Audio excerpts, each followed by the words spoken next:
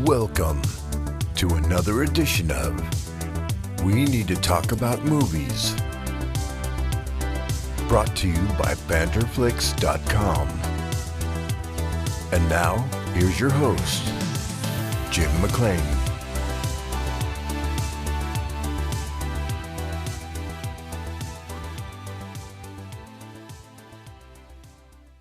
Hello. Yes, I am indeed Jim McLean, the editor-in-chief of the Banterflix movie review website and the host of our podcast, We Need to Talk About Movies. If this is your first time checking out the pod, then welcome to the madness. If you've been listening to us for a while, then thank you for continuing to check in with the show. For those of you who haven't listened before, you might be wondering what the pod's all about. You might be wondering who the hell are Banterflix, and rightfully so. Well, allow me to answer those questions for you, dear listener. Banterflix is a Northern Irish-based movie review website. We've been going for around 10 years, and we have our own TV show on Northern Vision's NVTV channel here in Belfast. We have a movie review website that has everything you'd expect a movie review website to have. We have reviews, features, trailers, movie news, a bit of everything. We do occasionally do events. Hopefully, when the COVID pandemic comes to an end, we will be able to return to cinemas as we plan our Dark Hedges International Film Festival, which will be taking place in October later this year in 2021. And I would say of all the things we do, the podcast you're listening to, We Need to Talk About Movies, is a key part of showcasing the eclectic nature of our contributor pool and the people that all help make Banterflix happen. Because on a monthly basis, we do have some random content out there for you. We have our Disney retrospective curated by local writer Victoria Brown. We have a podcast series dedicated to local cosplayers called Movie Screened Cosplay Scene, hosted by our very own Gabrielle Riddiough, as she talks to cosplayers from the UK and Ireland about how they got into the cosplay scene and, more importantly, some of the movies that have inspired some of their costumes.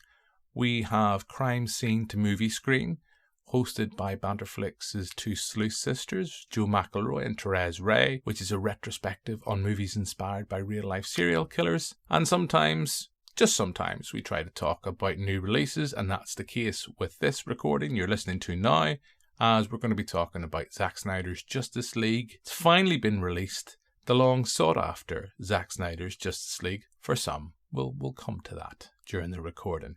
But this session was a lot of fun.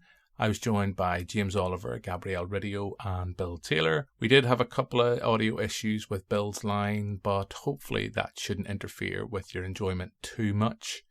It was a lot of fun to record. It's just around an hour and 40 minutes. We had a lot to get through. We talked a little bit, we talked a lot about Batman vs. Superman, our thoughts on the film, and just our general thoughts on Zack Snyder as a filmmaker.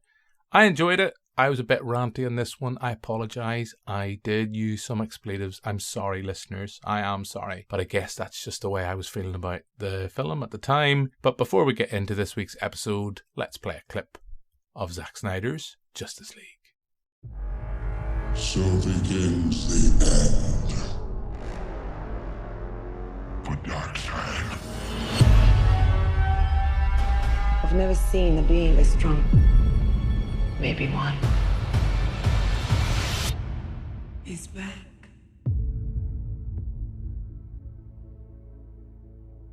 I spent a lot of time trying to divide us.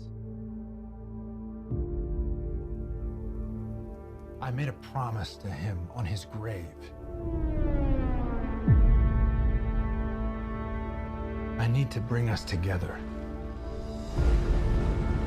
There are enemies coming from far away. They serve an old power. This world is divided. No protectors here. No lanterns. No Kryptonium. It will fall in his name.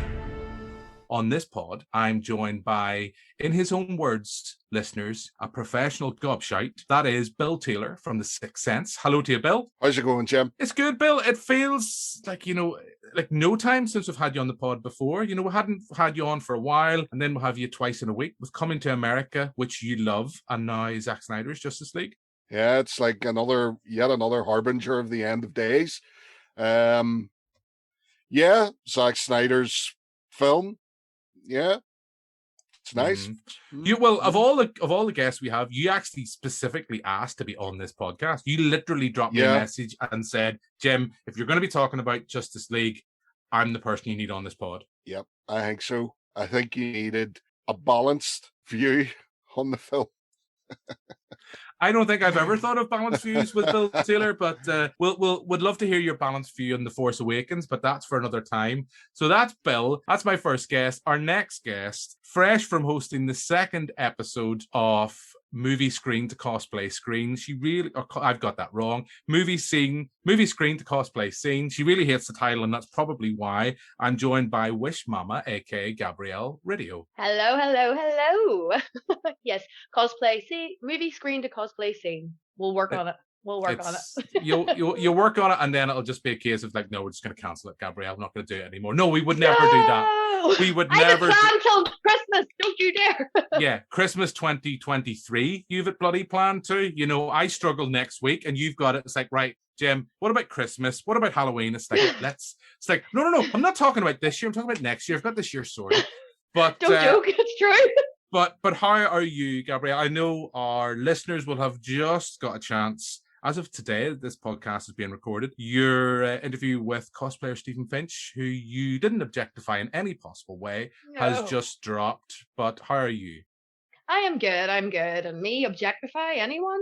No, never. I mean, if anyone who listens to the podcast hears, it's like I'm constantly objectifying the villains and how much they're like really, just gonna go there anyway. But other than that, no, I'm totally fine. Really excited to talk about the film because it's probably one of the first few I've enjoyed in a long time. Why do I suddenly get a feeling, Gabrielle, that, you know, listeners who've listened to your first hosting duty on our pod, when you kind of objectified Thanos quite a bit, why am I getting worried that there might be a bit of objectification of Darkseid on this pod? No, Henry Cavill, yeah, definitely. Darkseid, Steppenwolf, maybe not. I don't know. Need to rewatch it a couple of times to see how much I enjoy it. Okay, just rewatch it with a cigarette and you'll be grand. Okay. Oh, aye. So that is Gabrielle, and our third guest on this pod, who, like Bill, has been itching to talk about Justice League, well, Zack Snyder's Justice League, is James Oliver from Huey Lewis and Reviews. I think I got it right, James. So hello to you, sir. We haven't had you on for a while. I'm trying to remember the last time, James, I think we had you on the pod. Wasn't it the Racer? I think we did. It was the Racer. It was last year. So how are you, sir? How is things in the world of Huey Lewis and Reviews? Yeah, going all good. Thank you very much. Just taking it one day at a time. As well as the whole pandemic, just one day at a time, just trying to keep the positive vibes going. So, yeah. Yeah, positive vibes. 1 year on, we've lit our little candle just before we started to record this. Scary to think where the year has been. A year pretty much for many, according to a recent poll that we set out here at Banderflix, where a lot of people haven't been to the cinema in over a year, but they now have been able to stream more than ever before. And that, of course, leads us nicely into Zack Snyder's Justice League, the holy grail of comic book movies. For some, I'll hold off talking about it just too much just yet. I think, without saying too much, listeners, I think I might be the most negative person about this film. But that's not to say everything is completely negative. What I'm going to say about the film, I still have a lot of issues. But James, like Bill, you're really keen to talk about Justice League, or Zack Snyder's Justice League. So do you want to very briefly, for some who maybe don't know, do you want to tell us a little bit, not so much about the film itself, because I think, we kind of know, or it's fair to say that a lot of people will know about Justice League by now. We're finally getting the Justice League being brought together. Superman has died in the previous film, and now a bigger threat has emerged, and Batman needs to unite the League and possibly resurrect Superman. And that's kind of the setup we need, really, for Justice League. which is what we got in 2017 with Joss Whedon, and it's kind of the same setup we have for Zack Snyder's Justice League. But do you want to tell, James, our listeners, a little bit about how the Zack Snyder cut of the film came to be? Yes, so basically after the absolute dumpster fire that was now being branded as Justice League, there is a huge outcry from the fans like all over the world, and it ended up kickstarting a Twitter movement called hashtag Release the Snyder Cut, and it literally just went from there. And people on the internet kind of these things happen all the time, for stuff, whether it's to do with films or politics or whatever, and you never really expect it to go anywhere. Well, by God, did this go somewhere. I actually met two of the guys from the movement at Dublin Comic Con back in 2019, and I thought to myself, gosh, that'd be really cool if that happened. But really, I was like, that's a long shot. And here we are, 2 years later, it happened. And that's pretty much the crux of it right there. So I look at it as a perfect example that the internet can be used for good sometimes, when it really wants to be. And I'm just really happy that we finally got to see this, because that 2017 theatrical version is not a film. Simply put, it is not even remotely a film. That is very true, James, and there's no way of denying it. I mean, I think it's also fair at this point, and this is probably why I have not the view I have towards the film itself, but towards this campaign for the Snyder Cut. I know you've mentioned there and you've had a positive experience with him. I know, people working within the profession who have seen the nasty side of the Release the Snyder Cut, and there's no getting away from that it has been nasty. And like things that we've seen in the past, the Ghostbusters reboot that we saw in 2016, we saw with the Last of the Jedi, there is a nasty side to that. And I know even as we record, we've seen like film reviewers I respect a lot, like Clarice Lockley, who has definitely seen a lot of nastiness in the fact that she's maybe not as positive about as positive as some about the film. And it seems to be a lot of female film critics. I could be generalizing, and I probably well could be, have definitely seen a lot of nastiness in the fact that they've been told they just don't get it. It's not for them. And it is something I want to come back to.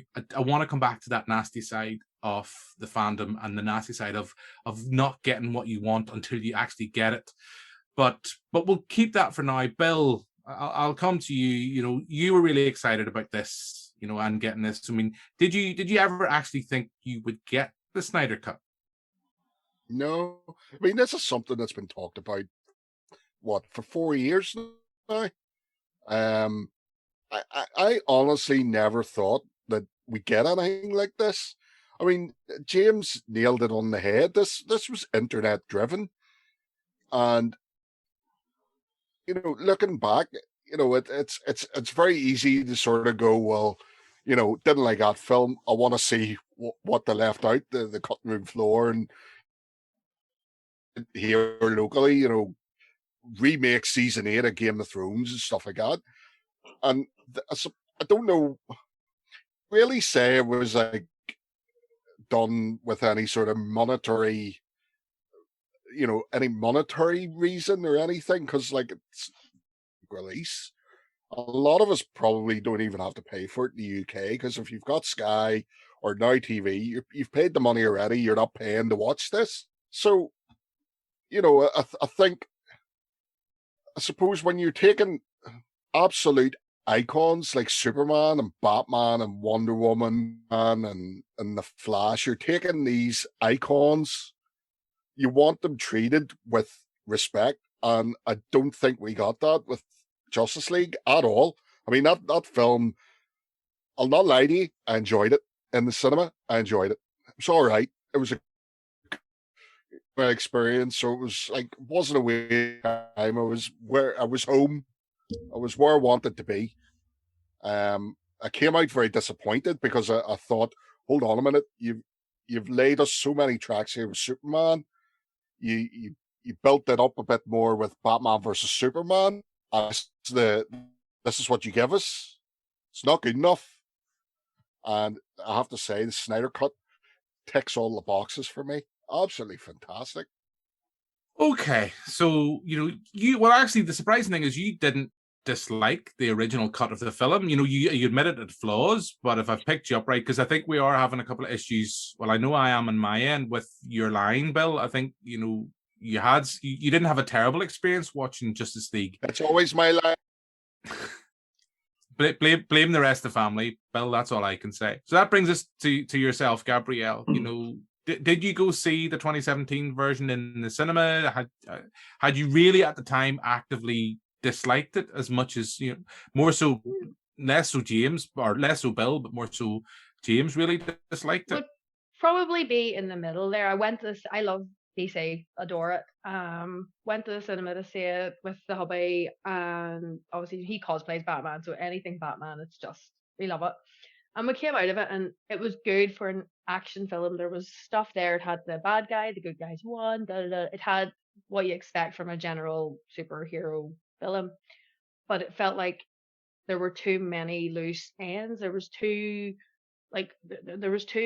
much that wasn't filled out the way it should have been. And if it was, then are you going to make more of the same? There was just not enough to pad it out. It was just like, well, let's skip this, it's not relevant, and do this, it's not relevant, and just, if that makes it. It was just a really good film, but lacked something. There was something missing from it. But I generally enjoyed it. Like, came out of it, Henry Cavill, Ben Affleck, who's not to be happy with all of that there. But other than that, really good film as far as I was concerned. Just missed a few things that could have padded out more. Yeah, I remember vividly going to see Justice League. I went to see it at the cinema in Derry. I was up for the Foyle Film Festival. I had to go see it because we were reviewing it on the television show, and it was the only real opportunity I got to see. And I admit right from the get-go that the 2017 version of the film is a complete mess. It's a tonal mess. It is made by two different filmmakers. We have Zack Snyder and we have Joss Whedon, two very different filmmakers. And I know that in the wake of the film's release, there has been allegations about Joss Whedon's behavior on set, particularly by Ray Fisher. I think he plays Cyborg. I think Gal Gadot has said the same. Warner Brothers have seemingly dealt with those internally. We don't really know what the outcome of those have been. But as I said at the time, I don't so much, the 2017 version that we got, I don't blame Joss Whedon. And I might see James and Bill getting very aggressive here. I don't necessarily blame Joss Whedon because he was brought in with a firm remit by Warner Brothers of what to do, deliver a 2-hour cut of the film that had to do all the stuff that it had to do. You had to set up the universe, had to push everything forward, had to be lighter in tone than what they wanted before. And whether you like or not, he delivered the product that they want. They knew it was a mess. Zack Snyder, at the time, we were told, had to walk away from the project due to a family loss, the death of his daughter. And that is not anything to be dismissed at. I know I would point anyone, and we will put this in the show notes at the end of the show.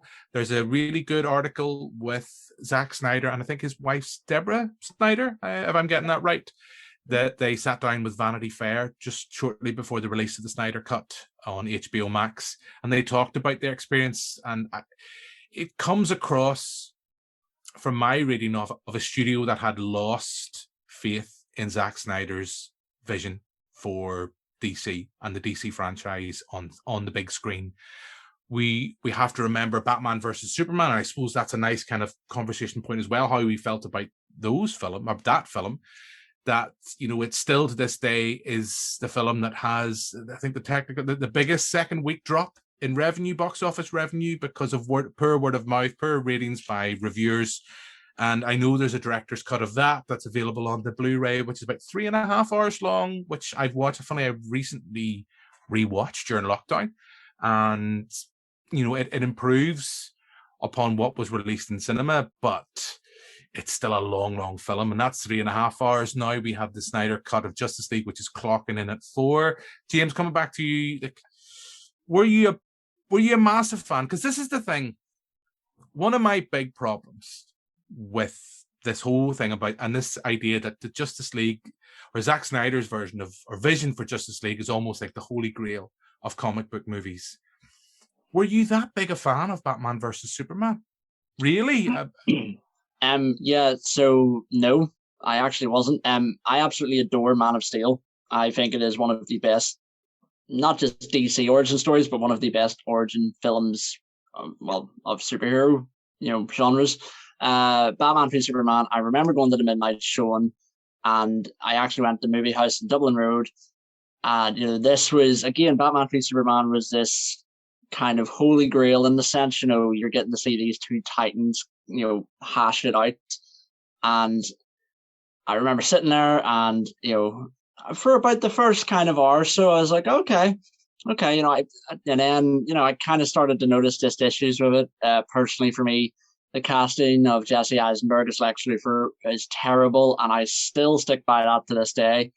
I like Jesse Eisenberg as an actor, by all means, but not as Lex Luthor, or even Lex Luthor Jr., really, is what he was. And then, I came out of it feeling just disappointed because you have the two of them, Batman and Superman, beating the crap out of each other. And I mean, well, I'll say spoilers in case anyone hasn't seen it by now, but, Batman goes to use the kryptonite spear and, save Martha. Sorry, what was that? Oh, our mouths have the same name. Oh my God. Well, I guess we should team up then, shouldn't we? Oh, look, by the way, here's a big, monstrosity coming out of the sewers here. Let's go fight it. Do you want to go fight him? Yeah, I think we'll go fight him. And that bit just killed it for me dead in the water. Can I just step in? Can I be really honest? I see the whole thing that a lot of people take the piss out of Batman versus Superman, that Martha sequence. I can get why people take the piss out of it. It is one of my least problematic issues with that film. Genuinely and honestly, and the more I've watched it, the more I think about it, how it actually weirdly, stupidly works. In a weird scene when we get, and it is one of the big things I do want to talk about with what Snyder has done with Superman, or Kal-El, the Man of Steel as they call it. They don't really know what to do with him. They've tried to Batmanify him. They've tried to make him meet a moody. They've tried to make him that his godlike abilities is a burden. And okay, I can't help it. I'm going to look back here with rose-tinted glasses. I love the Christopher Reeve era of Superman. I love the Christopher Reeve. He is Superman for me. In a weird way, I've talked about this before, how it's weird, like an actor like Christian Bale has been in my mind, to take over the consciousness in my mind of who's my Batman. For some, I know it'll always be Michael Keaton. I think that's maybe because more people have played the role. We've had Val Kilmer, we've had, George Clooney. Gabrielle knows all about those bat nipples. She loves those bat nipples. But no! but Christopher Reeve has always been Superman. And I know I think I heard on one of the podcasts you're not a fan of Superman Returns, Gabrielle, which again I think is flawed. I think it has issues. We've kind of got the casting of Kevin Spacey. At the time, nobody knew. It's only looking back that's really problematic. But I liked what Superman Returns tried to do. Okay, we've also got the problem with Bryan Singer. Let's not go there. But I like what it tried to do. It was probably guilty of holding too much nostalgia and too much love for the Reeves era. It was trying to retrofit itself into that using the John Williams score, which is probably the best thing Zack Snyder could have done when he came in with Man of Steel. He gave a sexy Henry Cavill and made him mean and moody. And I've always said this, that's not my Superman. I get you can do that. They tried to do that. Richard Donner did that a little bit with Superman 2, which for me is still the holy grail of comic book movies, particularly the Donner cut, and I'll come back to that. But I've never really got on board with what Zack Snyder wanted to do with Superman. And that's kind of going down a tangent. And there's loads of things, there's loads of loose. I get this is going to be possibly a long recording because there's loads of things to talk about and loads of loose ends.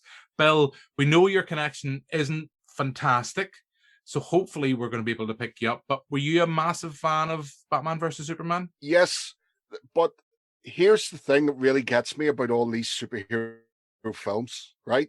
It's like, why can you not just recreate something that we've seen on the comic books that we know works? Like Frank Miller's Dark Knight and Dark Knight Returns. If that's, why not just make that? Not just cartoon, but do it in real life. But Bill, Zack Snyder did. Zack Snyder did try to. This is my issue. Zack Snyder did try to make Dark Knight Returns, and he also tried to bring the death of Superman. He also tried to bring the death of Superman. He tried to smoosh those two comics together into one, and it didn't work. Too much.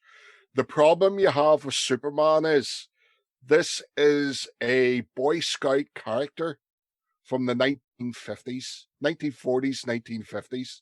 How can you bring him into the modern age? I don't think you can. Personally, I don't think you can. His standards, his upbringing, and this farmhouse thing, it's behind the times. You can't bring that up to date. And I think that's where it always falls. There's Batman. We saw it with Nolan's Batman. You can bring him into the modern day. You take away all the sort of lasers and, sharks with fucking lasers and all that sort of shit. And you give him like today's version of like a grappling hook or a sonic weapon and things like that. You can do that. But these other superheroes are of different time. And I think that's what the problem is. Marvel seems to do that sort of stuff really better, though. Sort of bringing all the heroes in the modern age. I don't know why. Because the character I'm going to throw at you then in response to how you make Captain America, what you do with that character is you give him an unflinching set of morals and an unflinching moral compass, and then refuse to let him break that. And that's how he becomes interesting.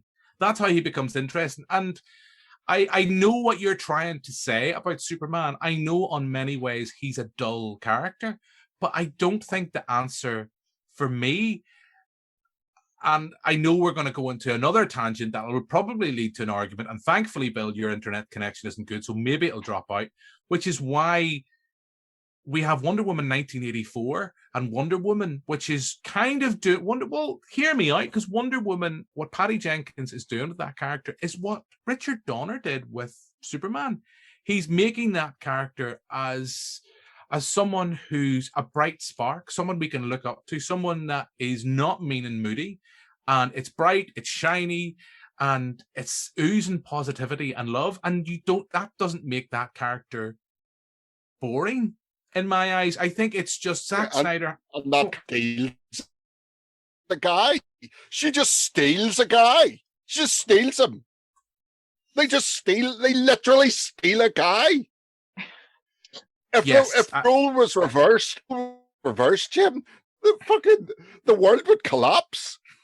A guy fucking stealing a woman, the world would collapse. But that whole film, they steal a guy. She literally steals a guy. But why does nobody else see this? I do see this. I seen it. I do see this, and I think if you look back, we reviewed it at the time, and I had Joanne and Avine on. I made this point, and I know it's an issue, and I know it's a problematic area, but there are aspects of Patty Jenkins' film that I think what she was trying to do. Like I have serious issues with in Patty Jenkins' vision for Wonder Woman, how much the character of Steve is shaping her and defining the character of Wonder Woman. I do have issues with that, but I like what Patty Jenkins tried to do with Wonder Woman 1984 in the fact that she tried to say to viewers, things will get better.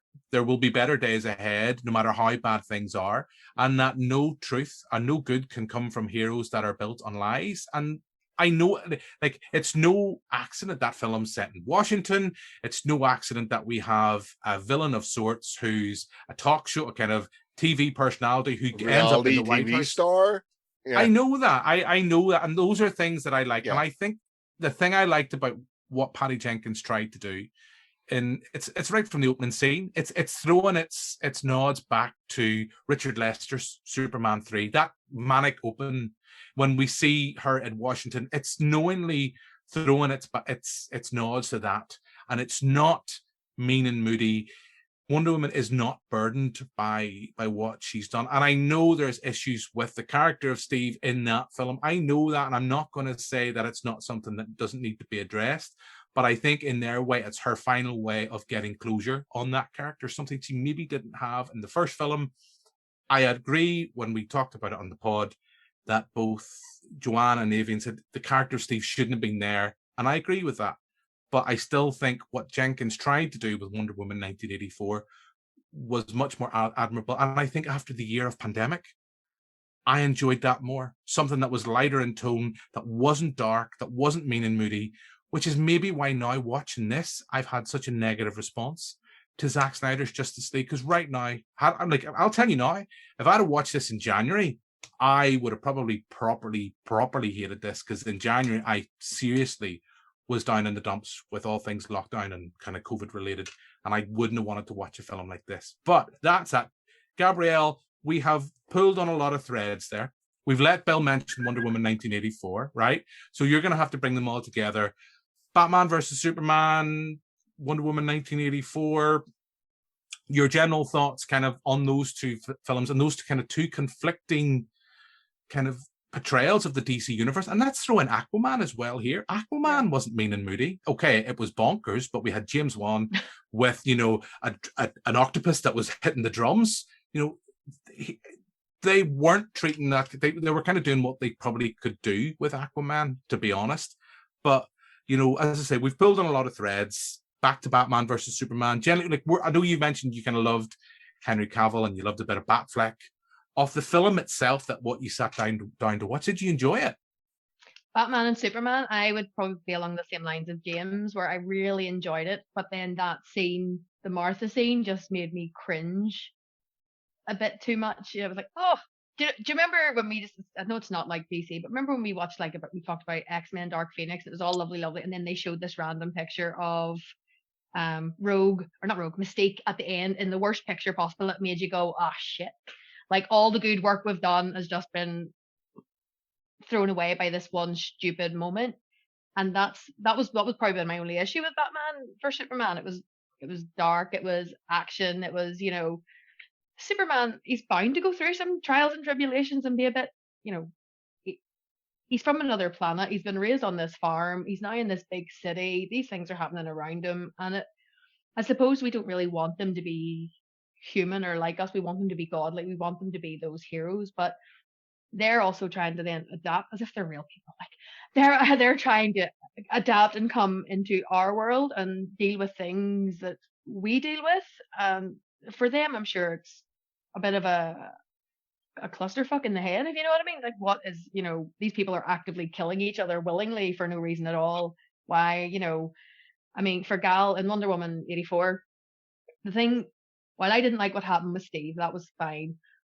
But I agree with you when you said about her needing the closure, because in her world, being raised with Amazons and just women, and probably never knowing what love for a man was or what this was, she's now been put into this world where she loved someone, she fell for someone, and then they were taken.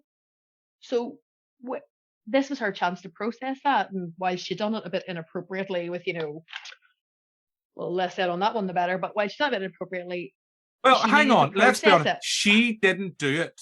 She didn't do it. The kind of weird, kind of mystically, the monkey paw thing kind of magic monkey paw did it. Mm-hmm. Yeah, the magic monkey paw. But, you know, if she had this great moral compass, she would still know that, okay, physically she can only see Steve, but realistically the photographs are of some other dude. Like, surely if she had that moral compass, which to me still shows that while she's still trying to come round to our world and our way of, like, she thinks it's fine, but maybe she hasn't quite adapted. And that's the only way I can see why they go a bit dark sometimes, is because they're not from here. They're from somewhere else where they are not used to this. They're from Larne. This Gabrielle, culture, right? they're from Larne, right? Cullibaccy. Yeah. But no, they're from somewhere they don't know what this is. It's like, you know, it's like, put it this way. If someone sneezed, I would say bless you. That's just me, right? I said even now during the COVID pandemic, if they sneeze right in front of you, I would still say bless you, as long as their mouths were covered. But I was told by someone, oh, that's insulting to say that. And I was like, what? I can't remember where I was, but I was like, what? And they were taking offense to but apparently it was a culture. If you're saying bless you to someone sneezing, you're against these devils being exited the body or whatever it was, and I'm like, whoa. But this culture, whatever it was, I cannot remember. Someone on the pod who's listening or watching will probably tell me. Free But Presbyterian, you probably most likely. they have to then come into our way of thinking, which is probably sort of a bit of and it's a change for us. It's something they have to adapt to, and that's where I like the dark side, because it shows while yes, they're perfect and we want them to be gods and heroes and these spectacles, they need to have something that makes them link with us in that small way. And that's the only way I think those two films done it, was it give them that little bit of a something. They're not totally perfect. Nobody's perfect, which should be, I suppose, normal. Nobody's perfect. Yeah, I mean, I agree with you in that sense. I'm not saying that Superman is perfect, not by any means, but I think back to, I guess, again, it's the rose-tinted glasses. I was watching, I'm not sure which one it was. Actually, I'll tell you a lie. It was actually Superman Returns was on TV recently, and I found myself watching it. And again, I don't love that film. I think there's issues with it. They didn't really know what to do. They were definitely holding too much of a candle to the original films. But I'm not going to lie, and anyone who listens to this pod will know I cry at a lot of things, and I tear up at a lot of things. Even though it was Brandon Roth, at the moment, at the end of, traditionally with the Reeves films and with Superman Returns, we have Superman leaving Earth's atmosphere and flying off to the camera, turning his head and smiling and flying towards us. That always, always, always puts a smile on my face. I think John Williams' score does a lot of the heavy lifting. And I had a little kind of, not a proper on full-on blob, but a little kind of emotional moment. And I wasn't maybe thinking of Brandon Roth. I was thinking about Christopher Reeves. It made it feel like it was to you, like that smile was to you. It was as. And I remember interviewing Margot Kidder years ago when she was at one of the cons. Remember them, kids, before the lockdown? But she talked about speaking to people from places like Belfast, and the hope that a character like Superman can bestow on people. And I know I'm getting really stupidly deep, but I don't think someone watching the Snyder version of Man of Steel or Batman versus Superman would probably have that same response. And there's one scene that has always bugged me in Batman versus Superman. It's not Martha. As I said, that sequence doesn't annoy me. It annoyed me at the time. I thought it was stupid at the time. The more I think about it, the more I think how in the heat of the moment, it can just snap someone out of it. Feel free to, tweet me. People do anyway.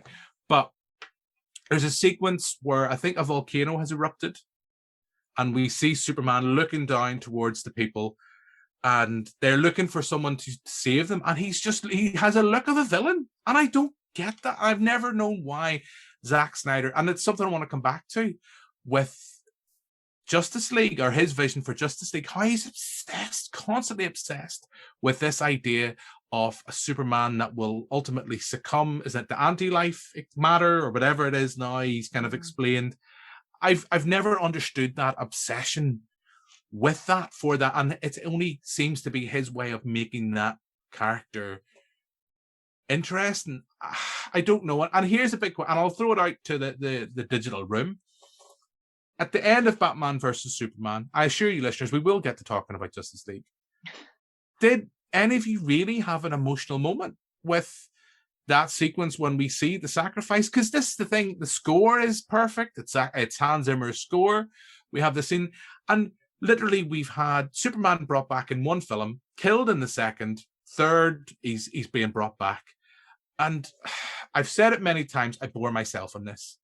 I would have rather DC had focused on maybe a Man of Steel 2 rather than going straight to Batman versus Superman to build some level of emotional engagement, because I always talk about this, things in the MCU genuinely, for me anyway, and I am a DC fanboy. I really am. I mean, I'm not going to go around and get all my kind of graphic novels and comics out just to kind of show off my DC love. But the thing I will say about the MCU, things feel earned. Things feel earned. I compare to how I felt at the end of Avengers Endgame, with certain people's self-sacrifice, compared to the end of Batman versus Superman. Warner Brothers have been in a rush to really catch up with Marvel were. And there was a quote, and I don't have it in front of me, where they wanted Justice League to be under 2 hours in length. And Zack Snyder basically said, there's no way I can introduce pretty much, I think it's 5 or 6 new characters in under 2 hours and do what we need to do. The thing is, it's an impossible task even in 4 hours. It shouldn't be done, tried to attempt it in 4 hours. Had we had Aquaman first, Wonder Woman first, maybe the Flash on his own, maybe the Flash thrown in, but to throw all those characters into one film, and even a Batman character who's carrying a lot of emotional baggage that we don't really know. We have a Batman with a backstory and a history and clearly a damaged relationship with the Joker. Okay, we're going to know that from the comics. We're going to know that from reading and general pop culture. But all this, Batman versus Superman for me was a mess. As I said, the Martha issue is the least of issues. But James, coming to you, did you have an emotional engagement at all with that key moment in Batman versus Superman? That is such a key point in propelling the plot of Zack Snyder's Justice League. No, I will agree with you. No, I don't. Okay, it happened, and you're like, oh shit, he's now dead, and it happens, and then it all of a sudden, like, it's the funeral scene. I won't lie, the funeral scene, I wouldn't say so much evoked my emotions or made me tear up, but it is a bit somber, because you're sitting there and you're like, oh, okay. But then again, I feel like that scene was ruined. You have the quiet kind of send off, the Scottish bagpipes at the front leading the way, and you kind of have, it shows you the tonal shift because there's this nice quiet family funeral at the farm, but then DC is celebrating him as more like a fallen soldier. And I like that tonal shift, but then it's ruined because you see, oh, someone amongst the trees, it's Bruce Wayne. We have to find them. They have to fight. And you're like, oh, for God's sakes. Essentially, I won't lie, and I think we can be all in agreement here. DC tried to do in like 3 years what it took Marvel 6 years. Or no, sorry, 4 years to eventually get to. Marvel had Iron Man 2, Incredible Hulk, Captain America, and then eventually you had the first Avengers team-up film, whereas DC simply had Man of Steel, and then Batman v Superman, and then it started with the solo films. So they went about it the completely wrong way. And yeah, I didn't resonate so much with that scene at all. I'm sure some people find it incredibly sad, but for me, no, not so much. So I want to come to you, Bill, but then if all kind of sitting here kind of saying that Batman versus Superman was a little bit meh, unless Bill's going to come in with something completely different here. But why then? Because this is what I don't get. And it's a bit like when Jeremy Clarkson was sacked from Top Gear. Why so many like middle-aged men seem to have such a hard-on. Apologies, Gabrielle. Pardon for the terminology, listeners, but it's the only way I can put it. Why so many people seem to have such a hard-on for Jeremy Clarkson and his and what he did with Top Gear. And there's like they brought the tank to the BBC buildings demanding he being reinstated. Why is it then, if you're going to sit and say that it wasn't great, there was flaws, there was issues, why then is Zack Snyder's version of Justice League seen, maybe not by you, but by some, then as this kind of holy grail of comic book movies?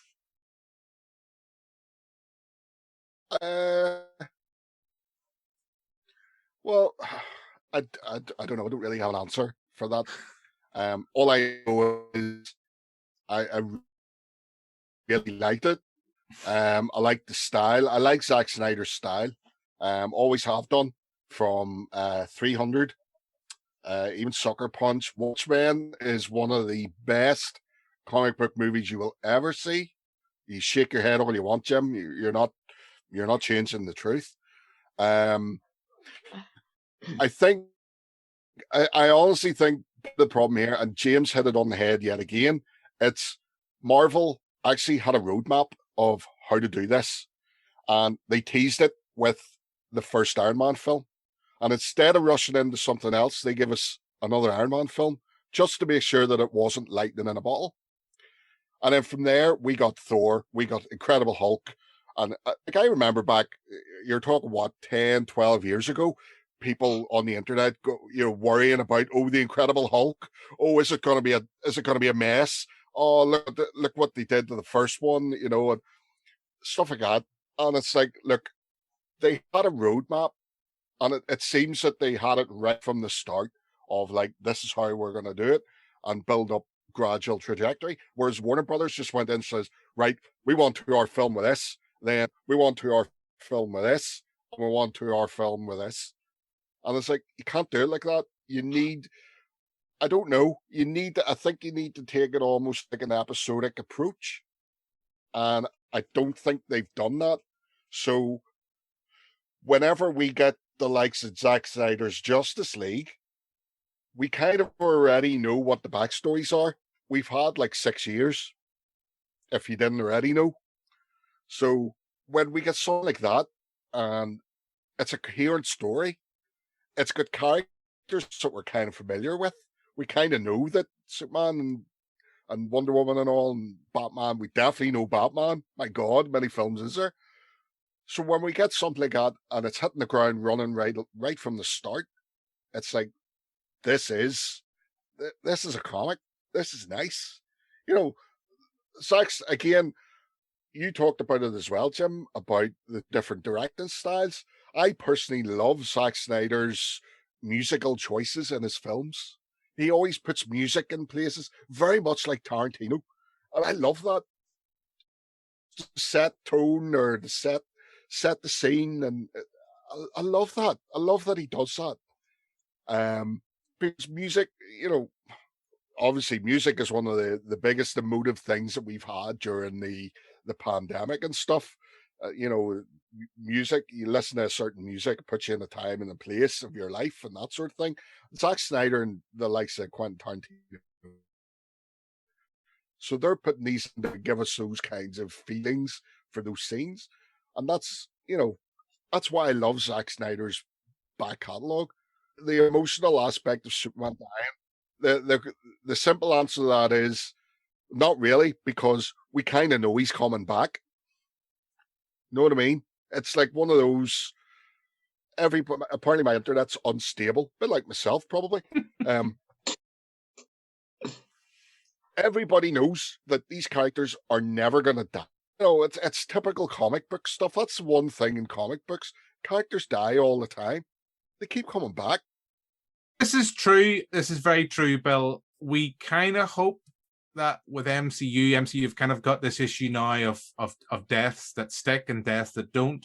I know there was rumors Chris Evans was possibly coming back. I think that has potentially been muted now. Robert Downey Jr., I think, was talked about having a cameo in Black Widow, which as of tonight, as we go to record, is now going to Disney Plus.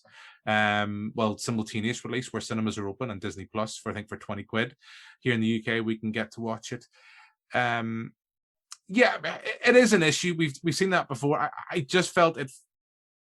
My point with what they did with Superman was that they built that sequence up to be a key, iconic, pop culture defining moment for cinema, and it just felt like you've literally had a film and a half to do with Superman, and you haven't really known what to do with that character. Let's kill him and bring him back. And if Zack Snyder has his way, we'll get him in the black suit. Yes, okay, I'll give you that's fanboydom. I think that's a fan wank, as Joanne would call it, and that's a great fan wank. It's a great moment to see him finally in the black suit. But to take not umbrage with what you say, because I think Zack Snyder is a good director. I would say the best thing he's directed has probably been the Dawn of the Dead remake, and I'm more excited about his new zombie movie that's coming to Netflix rather than Zack Snyder's Justice League or anything like that. That I rewatched 300. I rewatched Sucker Punch in the build up to watching Zack Snyder's Justice League, and they are very visual films. They are very stylish films, but for me personally, there's not a lot of depth. And I think you mentioned Watchmen, Bill. It's too long, a bit like this. It's too long. It clings to the source material like a wet blanket, like a wet fart in a blanket. Like it clings Dr. to Manhattan's wang. But you look then at what someone like Damien Lindelof did with Watchmen for the HBO series, and that is fucking amazing. That is someone looking at that source material and doing something. Well, trying to really do something with it and go back to that comic book. That's a different science. That's a different science. You're talking about the difference between visual and writing. I mean, Watchmen, it's there on the page. Snyder didn't really need to delve into that. Like everything's there.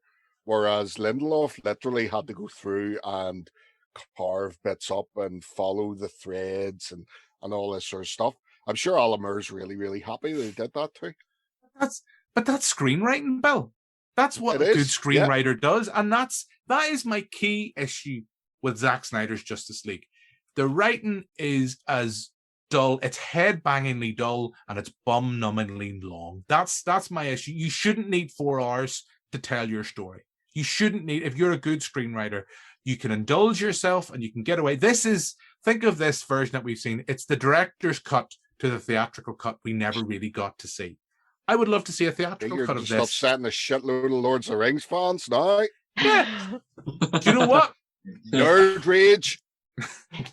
Well, I've tried to watch. You heard it here. You know what? They always get annoyed with me on other things. They get annoyed with me that I what was that? I can't remember. There was Alien Covenant. They get really annoyed that I don't hate Alien Covenant as much as other people. I just think it's all right. It's not great. It's not terrible. You should be morally outraged by that film, so they feel need to tweet me and email me about why I don't hate things.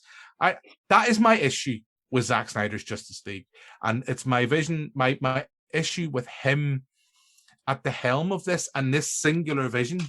As a screenwriter, I don't think he's great. And you mentioned, it was either you or James mentioned this, Bill, that we know all this stuff from the comics. That's great. If you're going to sell something for fanboys and fangirls, that's fine. But for Joe Blogs, who's maybe just walking in, or someone who's going in with their girlfriend, their boyfriend, their husband, their wife, whatever, if they're I think Marvel have been able to bring the uninitiated from the comic book world into the cinematic universe. Justice League, and maybe that's a good thing for some. Justice League has very much sold, and even Zack Snyder's version of the film, like there's things going on with the Flash that he just does. He just does, and you would kind of go, well, how can he do that? How is he able to do that? What's that he's actually doing? If you'd read the comic books, yeah, you'd probably have no problem. But you're coming into that film's cold, you would kind of go, oh, what? Okay, I don't know. Look, Gabrielle, again, you're pulling on the threads, chat away, pick up with what Bill and I have been talking about on our little argy-bargy. We're like a husband and wife having an argument. I'll make you laugh about it, because I'm going to step in really for the resident Joanne here, but listening to you two talk about how like the MCU and DC and all that there make it different, it's almost like, and this sounds so wrong, but it's almost like with Justice League and all, and the DC films are good for a quickie. They'll not satisfy everybody. Someone's going to get more than the other. Not everybody's left satisfied, right? Nothing wrong with a quickie, Gabrielle. They're good for something quick and getting it done, right? Which is what they generally do. They do what they're meant to do. They tell the story, leave someone going, what the heck just happened there? Like, okay. MCU, however, have foreplay galore. They've the 2 Iron Mans. They've all these films building up to the end game. Like are they kind of going to like Sting level of kind of teasing and all that kind of thing? What's it, the tantricness kind of stuff? Yeah. Yeah, they're going Kama Sutra on this shit. Like they are bringing it in from all levels. They're leaving no stone unturned. Where they know they need to do more, they leave Easter eggs. They leave the fans going, "Ooh, what is this about?" Like, but not in the way Justice League can do it. Make you going, well, how, what? Do you know what I mean? It makes it very.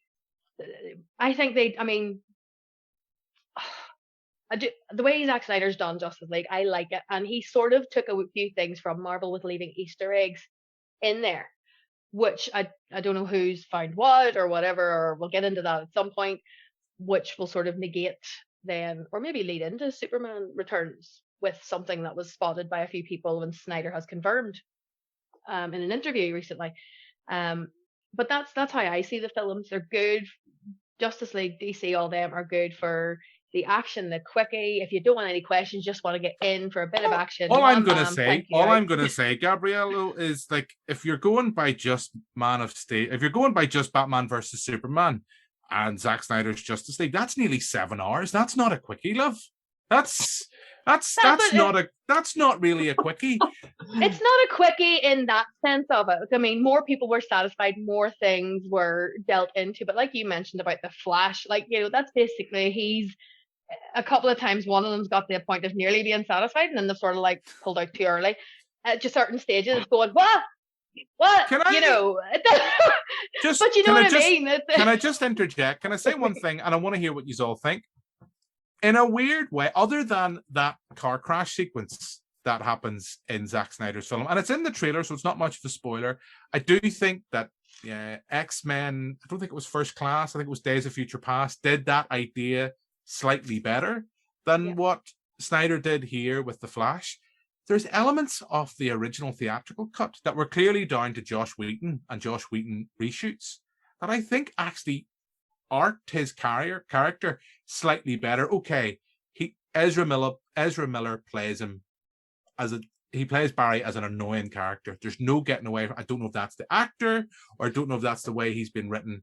I find him irritating, but what I liked in Whedon's cut of the film was, again, we saw kind of Batman kind of mentoring him into the role, because there's a whole sequence where the sequence in Gotham where, from what and it's been a while since I've seen the theatrical cut, where he's nervous, he doesn't really know what to do, he doesn't know how he can be doing, and I think there's a line I think that Batfleck says, like, just save one and go from there.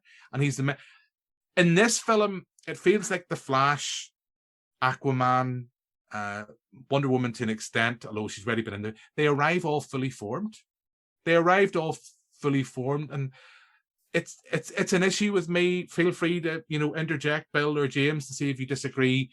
I think it's one of the few things I actually quite liked about Josh Whedon's theatrical cut, just because I remember the fact that, because it's an issue in this world of gods that we now live in, I think Batman gets lost. Even in Zack Snyder's film, I'll be honest, after he's assembled that team, there's not much for him really to do on screen in both the original theatrical version and even in Snyder's, other than an epilogue where he gets to say fuck, and that really didn't excite me that much. But maybe I'm looking at this film wrong, but I did find that in a world of gods, Batman and his mega wealth, that's all really he brings to the party now. He's not the world's greatest detective.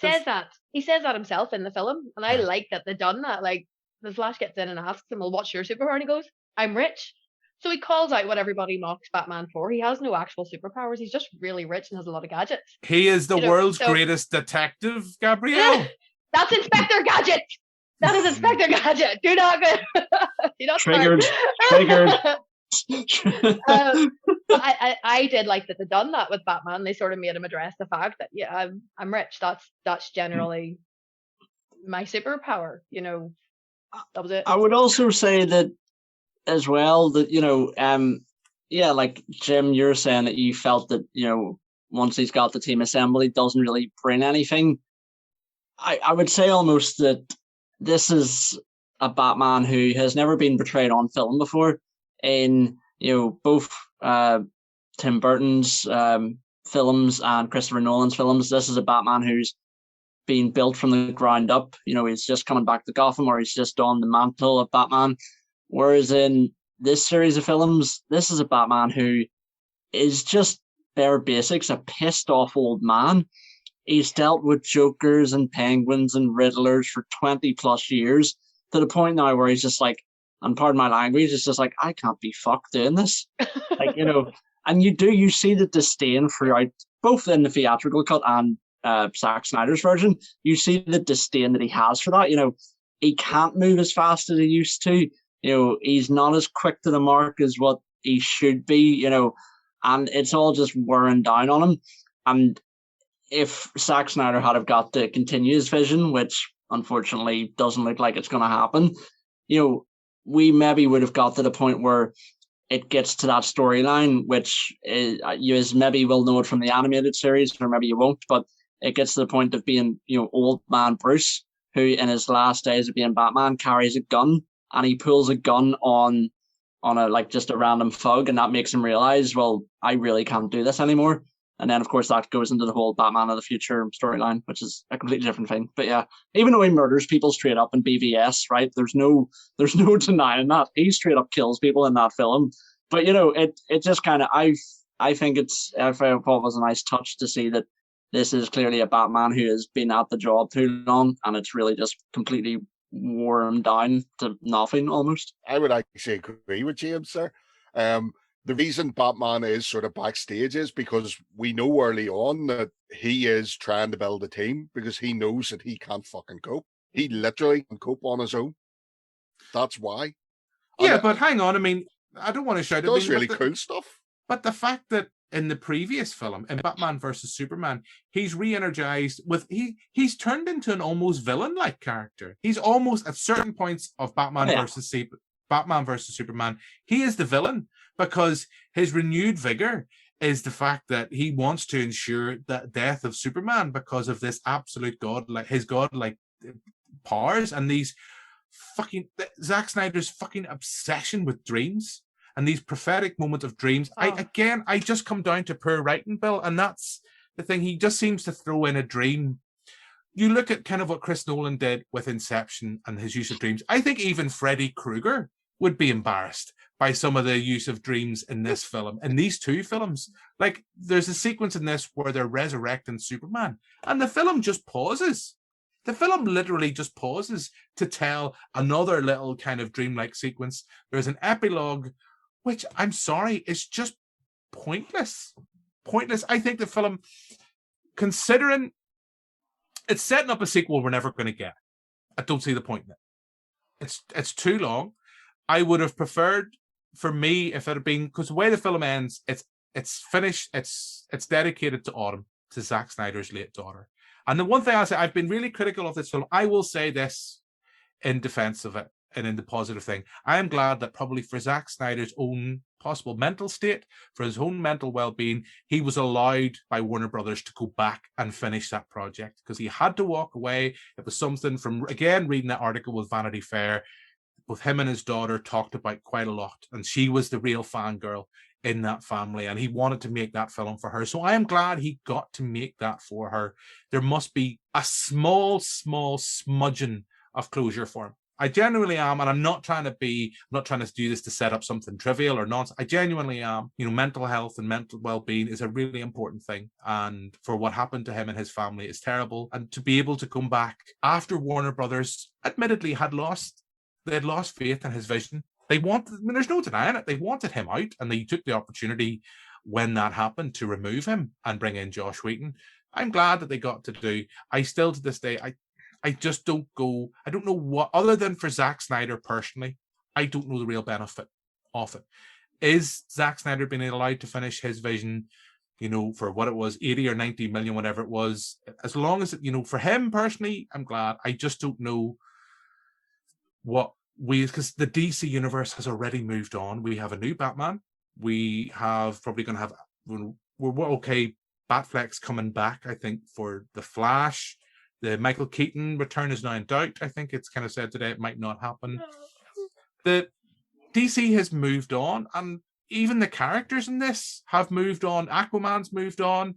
We have Amber Heard's character. Her parents are very much, one of them is very much alive in this, but not in the Aquaman verse. And we have, Bill will be pleased with this. The events of Justice League and Snyder film really don't fit in with Wonder Woman 1984. So that's why I don't get the point in the epilogue. For me, a more powerful, I'm a humble film critic from Northern Ireland. Zack Snyder won't give one fuck about my opinion.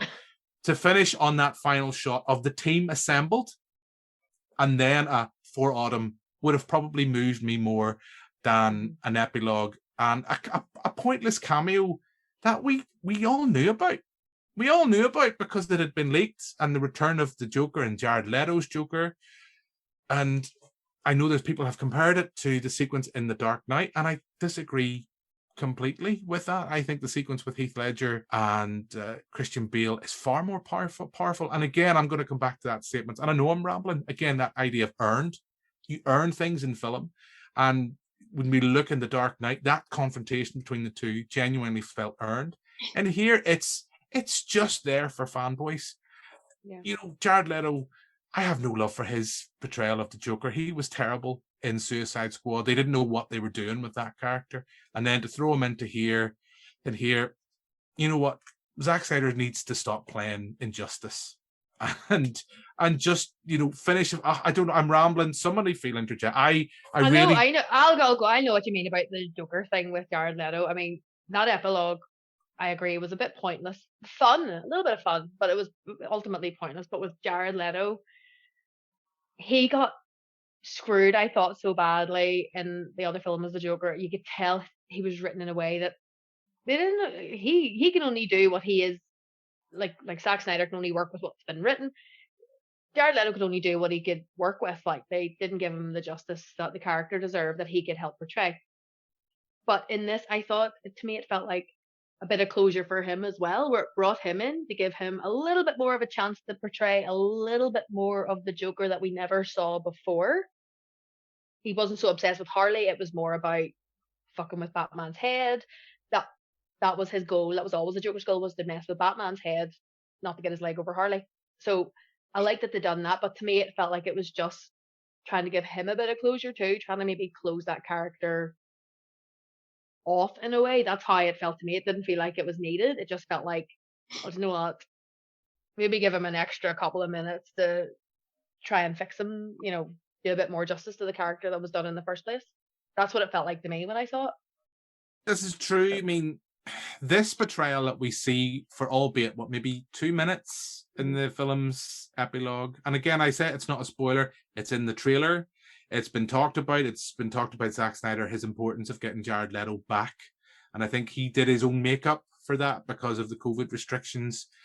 This portrayal, or this vision, is less annoying than what we got in David Ayer's Suicide Squad. And I know that's another film that fans are already clamoring for another release, the Ayer cut.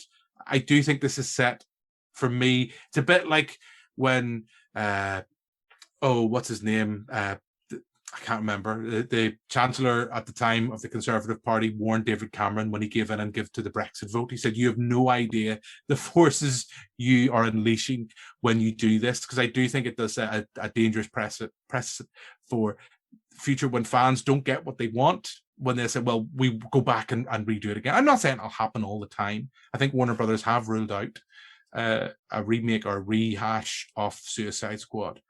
And hey, I really liked what they did with Birds of Prey. I love that film again. I thought it was just superb when you move away. But that Joker in that, my issue was that, and feel free if you think I'm wrong, it was very much an image. Everything about Leto's portrayal of the character was that it was all the teeth.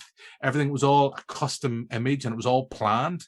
Well, we do see that the Joker is very much a figure of anarchy and chaos. That's kind of what he stands for. And I know I'm kind of going back to the Heath Ledger portrayal, but he's an anarchic figure. We get more of that in all 2 minutes in this than what we got in Suicide Squad. But it's teasing something that's never going to happen. It's trying to set up something that's never going to happen. That's why I think to myself, in all honesty, the epilogue, there's no real place to it. There's no real point to it for me. We're not going to see this, you know, albeit I think that the place to see this is where I would have said with the Justice League, of the Snyder cut, of Justice League, a graphic novel, a comic. You know, that is the place to, if you want to see the Snyderverse, pick it up in a comic form. I don't think the future for it is on the big screen. I could be wrong. James, I know you were a big fan of that sequence. Yeah, so I probably came off of one of the most controversial comments of the year so far in saying that, and before I let you know what it is, if you don't know what it is already, a lot of people actually turned to me and was like, I had people turn to me and say, I feel like you just give stuff a bad review, or you just say certain things to enact a reaction. That's not it at all. This is just my general opinion on it. Because, for example, everyone loved Hereditary, thought it was groundbreaking. I laughed at it. the entire cinema So room did that I I. was in, the entire cinema room that I was in laughed at it. So yeah, stuff like that. Yeah. But with the epilogue I thought scene, it was shit. Oh yeah, my. crawling on the walls and stuff. Yeah, stupid. But anyway, with the epilogue scene, yes, I understand your point that it'll never go anywhere. So it purely was put in just to please the fans. I get that, but for me, something I'd always wanted to see or was hoping to see in Batman v Superman, you get that shot where Bruce looks up at Robin's suit encased in glass and it's spray painted saying, "Haha, joke's on you, Batman." I was like, oh, this would be really cool if we ever got to see a confrontation between these two. So purely from fanboy, phase, getting to see that just brief interaction between those two, and given that it was, rated 15, so it wasn't just some PG or 12A, like, oh, I'm gonna beat you up. Oh no, like they literally went at it in a pure mind game for 2 minutes, because the one line that got me, and this is the line I'm referring to, that I find better than the Dark Knight interrogation scene. Joker hands him the card and they're talking, and as he hands him the card, he says, "Never send a boy wonder to do a man's job." And I was like, my jaw hit the floor, and I was like, oh shit. Burn! Yeah, You did! Yeah, it's like, he said it. He said it. Don't do it. You're just like, oh. As much as Heath Ledger's performance is iconic, and for a 16-year-old boy who watched that film, it's one of my favorite performances ever, but you never got the Joker getting at Batman in that way. This references something that took place in a universe, and it made it feel just much more connected. The Joker acknowledges that he killed Jason Todd, and he makes fun of it. And it's like, that's the Joker I like to see. He just purely takes the piss out of it, for 2 minutes straight, and you're just like, yeah, okay, I'm pleased with that. So for me personally, I find that scene better than the interrogation scene, but that's just me. Look, that's fine, James. I mean, you're entitled to your opinion, and if you got that fanboy moment, that's great. I mean, I wish I'd had that fanboy moment. My issue with that is, it's the whole thing with my problem with what they did with Batman. Okay, we have seen, again, I'm comparing and contrasting. Let's compare how Marvel threw in Spider-Man after they got the rights. They didn't bog him down with a lot of backstory. They just basically said, you know what? We're not going to focus on the origin story. That's it. I think they kind of say, there's a joke in it in Civil War, it's a long story, how I got my powers. They didn't bog him down with a lot of emotional baggage. Okay, I'll hear people saying, well, what about, Uncle Ben? Yeah, I get that, but we kind of knew that. We knew that, but that they didn't really throw anything else in. Snyder threw in a lot of stuff into Batman, and you're kind of talking about stuff that you wish you'd seen. We probably should have seen. We probably should have seen that in a Batman solo film where we built up to this, rather than throwing it in. So you're getting 2 minutes of fan service that really, in my own humble opinion, doesn't mean much. And I'm throwing back to that interview sequence from Nolan's film.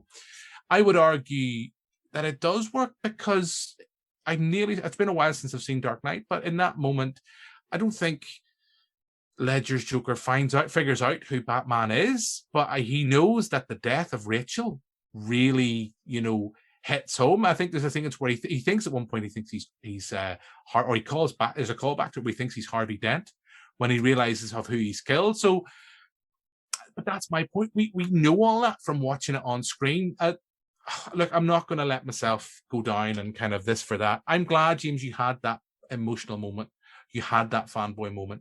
I wish I had. It's a bit like watching Bill and Ted Face the Music last year, where so many people loved it and went out of their way to praise it. And it's a real mess of a film. It's a poorly made film. It's made by the director of Galaxy Quest. It's something that has went through many years of development, and that was the best they could come up with.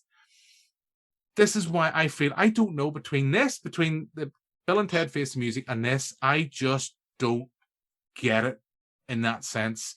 I get the visual style. Zack Snyder's great at that. I don't think he's the best screenwriter around, and I think I will say this actually, while I'm in mid-rant, the boring Batfleck or bored Batfleck that we got in Josh Whedon's Justice League is definitely gone. There's none of the shots where you can see where Batfleck looks dead inside. You can clearly see in all the reshots he didn't want to be there. And I'm gauging that epilogue sequence is a reshot sequence, because there's kind of, we've had this before with Batfleck. There's size issues. 1 minute he's quite kind of lean and mean, other minute he's a bit buffy or well built, as some people might say. And when he's in that mask, that kind of camo gas mask, he looks slightly huskier.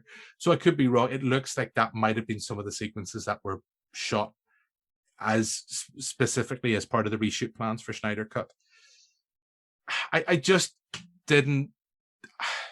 Had it not been mentioned, had we not known about it, had it been a secret, maybe I would have had some kind of response to it. But the fact that it's all there, and it's Snyder admitted that he was teasing another film that's never going to be. I just went, why bother? Why bother? Okay, I know you're doing it for your daughter, and I know why the personal reasons you want to do it, but I don't know, Bill. You're clearly going to agree with James, because that's what you do. You're clearly going to say you love the epilogue sequence and you love that confrontation. You hit the nail right on the head. Yes, that was. It was the Joker that we should have got, I think, from Suicide Squad. I think casting Leto again for that specific role, genius. And maybe someone somewhere will go, you know what? Maybe we should give Snyder this. We've had a lot of people on Twitter. We've at least double figures on Twitter. I don't know very much about Twitter. It's a couple of people on it, isn't it? So when you say double figures, is that like 12 people saying we want this film? 13. So you never know. I mean, that's, to be honest, that nightmare sequence that we get there, that is far better than the sequence we get in the original film. It's like you get the scene with Deathstroke on the boat. They say, yeah, no problem. I'll fucking kill him. I'll kill. And then next thing you know, boom, side by side, fucking fate of the world. There's no greater fucking thing. This is the team that Batman has put together. It's the Joker. It's the Flash. It's Mira. It's fucking Deathstroke. It's brilliant. Mira with a weird English accent that she didn't have in the rest in the previous. I want to see that film. In the rest in the earlier on in the film, she doesn't have an English accent. In this. Yeah, she had it in Justice League though, because she speaks earlier on in it. But yeah, that is absolutely the film that we want to see. And just for teasing it, it's like, you know what? I don't mind being teased every so often. So here's the thing. Do you think it's going to happen? Do you think it would ever, there's a chance, there's always a chance, but do you think realistically it would happen? I think, to be honest, if Warner Brothers they're probably taking, they're looking around and seeing what the consensus is. The consensus is that this film is pretty much a hit. I'd be very surprised if nothing else doesn't come from it. Even if it's just an animated film, that's fine. I don't give a shit. Give me that story. What about that a graphic story? novel? Fantastic. What about a graphic novel? Well, see, here's the thing. Comic books do that sort of thing all the time. I mean, at the minute DC are running the Future State series of comics, and that's like we see the heroes like maybe in the future. So it's like a limited, it's a limited story. I don't see a problem with that. Just do it as a graphic novel then. Zack Snyder's got previous. He's worked from graphic novels. Why not work on one? Fucking, there you go. I want at least 20%, because hopefully the person that's ever said that. Even like that, I think that story needs to be seen, and I think it needs to continue. Oh, Justice League, we have it now. People are pretty much happy with it. I don't know what they're going to do next. It'd be a shame just to fucking leave it at that, one and done. Be a shame. Absolute shame.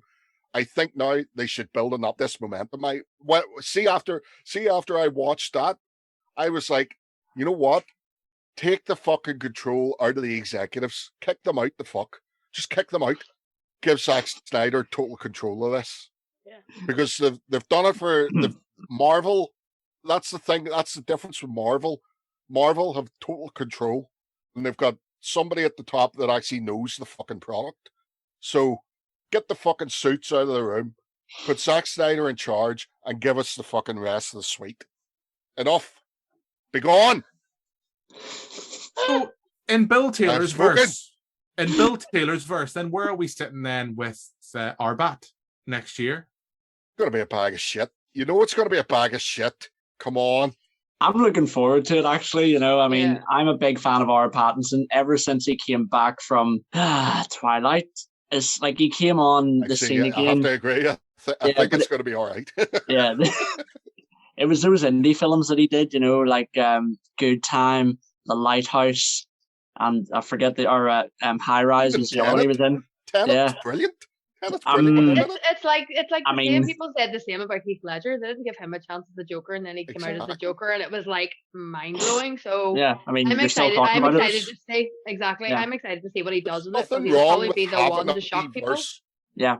100%. Like he even has like in the trailer the eyeshadow underneath his eyes. It's like that's what Batman does underneath the cowl. That's what you want.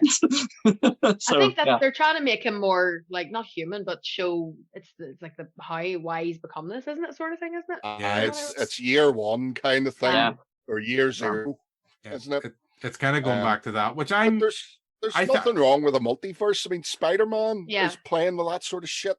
So why, nothing wrong with DC doing it as well. Clearly, they're going to use the Flash movie as either a way to retcon things or as a way to open up and into the multiverse.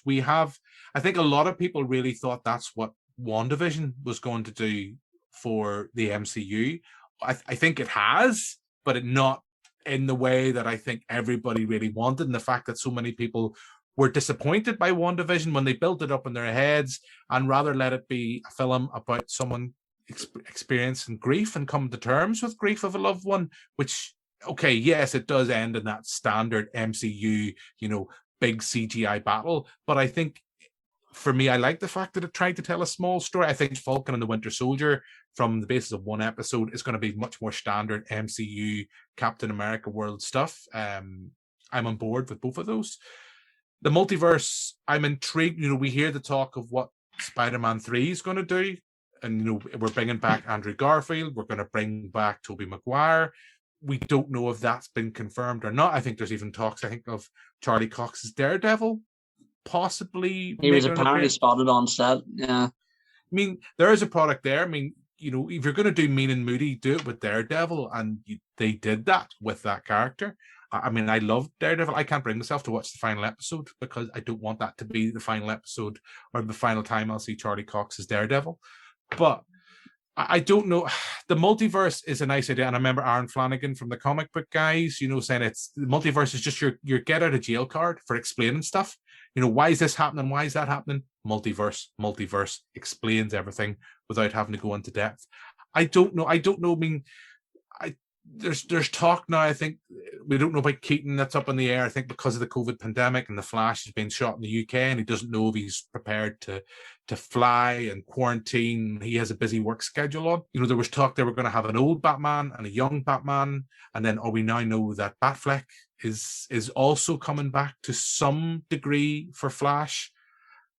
I don't know. I would rather have. I've said this, and I said this earlier, I would rather have more of Henry Cavill as Superman. And Superman that's not bogged down in the Justice League franchise, but just Superman. We haven't seen Brainiac on screen. There is a character that would be perfect. Okay, we've had Zod. Zod's been killed off, but there's other great villains from Superman. Okay, they've done Doomsday, although for me, Doomsday that we saw in the film was more of Bizarro rather than fucking Doomsday. I don't know. I mean, we don't know what's going to happen with Henry Cavill, and I know Bill.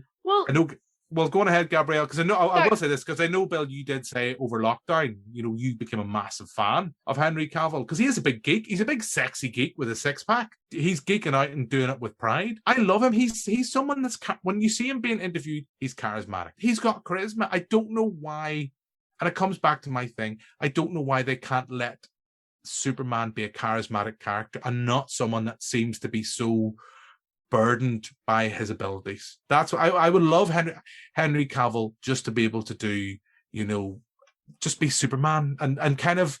And here's a film, actually, I know you want to talk, Gabrielle. Throw into the mix Shazam. I fucking love Shazam. Shazam was so much fun. It wasn't mean and moody. I enjoyed my time in the cinema watching that. I don't really want, as much as I like some things about Zack Snyder, I don't want that moody, gloomy, godlike characters burdened by their powers to be what represents, or it's not going to entertain me. But that's me. Gabrielle, I cut over you. I apologize. No, you're fine. What I was saying is, hopefully, and you're saying about Henry Cavill, and I would hope they do another movie with him as Superman, and where they sort of teased it, and Zack Snyder's confirmed it, was a little item found in Lois Lane's top drawer in one of the scenes in the film. And I don't know if you boys noticed it or have heard anything about it, but it was a positive pregnancy test.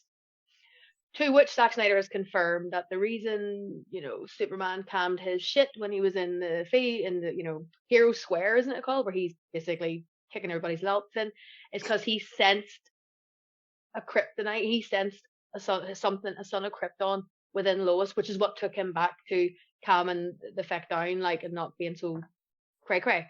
Because other than that, he might have recognized Lois, but he had dealings with Batman. They had the same mother after all, they had the same mother's name. So he would have recognized him, but yet he still didn't register that this was someone I knew. He would have seen Lois as a human and probably not recognized her, but something made him stop. And Zack Snyder's confirmed it was because she's pregnant. So that I would love to see, because that could then take away, like you said, the moodiness, and take him into, he wants to guide his son into being the hero like he is, or it could bring the lighter side of things to him, not just the dark and moody. That would be where we'll probably never see it. Why does he keep promoting these things or teasing these things when they'll probably never happen? All I can say, Gabrielle, is Kevin Smith ruined that plot line for me many years ago with Mallrats, and that chat that ruined Superman Returns for me in just a split second. Whenever they talked about it, it's like, no, okay, no, sorry, maybe a Kryptonian condom or a kryptonite condom, maybe, possibly, but I don't think poor old Lois Lane would survive too much with super sperm. But hang on, if Bella Swan can survive giving birth to a half freaking vampire, I'm pretty sure Lois will survive. Well, we'll have to. I don't know. I'll be honest. I didn't pick that up. I didn't notice it. Maybe it's because I think it took me 4 goes to watch this. Not 4 goes to watch, but 4 sessions. I couldn't sit through. Did any of you sit through? I'm guessing all 3 of you are going to say you sat through in 1 go. 2 goes. Yep. I got to about 2 hours 20, and then just felt, no, this is. Having watched Justice League and know roughly where they are, it's like, no, I'm going to go to bed now. It's Friday evening, I'm going to bed. Watch that a little bit on Saturday. The chapters actually worked for me. I would have been interested to see it released as a miniseries, as Snyder talked about, but then he said that voided contracts. That would have been done. Look, there's loads of things, I don't know if there's anything really else needs to be said. About the film, as I say, it sounds like I've been really down it, and I probably have, and it's not for just because this version or this version exists. I'm glad that in a way that this version exists. It's just I just don't like Zack Snyder's vision for Justice League and the DC universe. I think it's been shown, and not that I don't want everything to be light and breezy. I think mean and moody where it needs to be. But I think this enforcing it all on the entire DC universe in this gloomy visual style, it's not what I want. And maybe I come back to the statement I said earlier on. It's maybe where I am right now in lockdown. That's not what I want. Maybe had we not had COVID, or COVID was a thing in the past, I would be saying things different. But that's why maybe I enjoyed Wonder Woman 1984 maybe more than I would. I think had we not had COVID, I probably would have been a lot more cynical, a lot more sneery towards Wonder Woman 1984. Maybe not. I love the Richard Donner films. I don't know. I mean, does anyone feel there's anything else that hasn't been said? I don't know if I mentioned. I will say the thing we haven't said about in the film is the Amazonian fight. I know I'm a sap. I cried everything, but I cried during their scenes. To me, it just felt so the way in the Marvel Endgame, you see all the females together, and while it was amazing, it was goosebump worthy. It was set there. It was placed there. Yeah. This felt very. I genuinely cried. Like, I had to pause it and walk away for a minute, because to me it just showed. You know what? Whenever they say show them your fear, we don't know fear. Whatever it is, they say, just made me go, "Wah, girl power!" Go kick some alien balls and protect the mother box. All right, and it showed how the women were willing to sacrifice themselves to save things. It's not always the men doing that shit. We wonder what we can do it too. And I thought that it wasn't a forced upon feminist girl power kind of thing. It felt beautifully natural. Give them the credit that they damn well deserve. We'll move on to other things, but this has been giving them the credit that they were worthy enough to protect this spot. If that makes any sense. It's perfectly, it's a valid point you make. The only thing I would say in counter that, it's a shame Snyder's vision, if you compare what Jenkins did and how he portrayed the Amazonians in the Mystera, the outfits are a little bit more scantily clad. Not dreadfully so, but a little bit more scantily clad than what we got with Patty Jenkins. We've talked about this in the past in the podcast. There's a difference between sexy and sexualized. I don't think they're overly sexualized, but I think the costumes are that little bit skimpier. And I also have the problem that is an inherent flaw, not just in Zack Snyder's vision, but also in the original theatrical cut, where they are taking the mother box, to try and keep it away from Steppenwolf on an island and just keep moving, because eventually they're going to come to the sea, and that's going to, cause a problem. That is an issue I find with both versions. Like, it's a good sequence. It's well done. It's well executed. But at the same time, if your literal plan is to keep the box moving, unless you're just going to keep going around Craggy Island and keep it going, and just hope you will.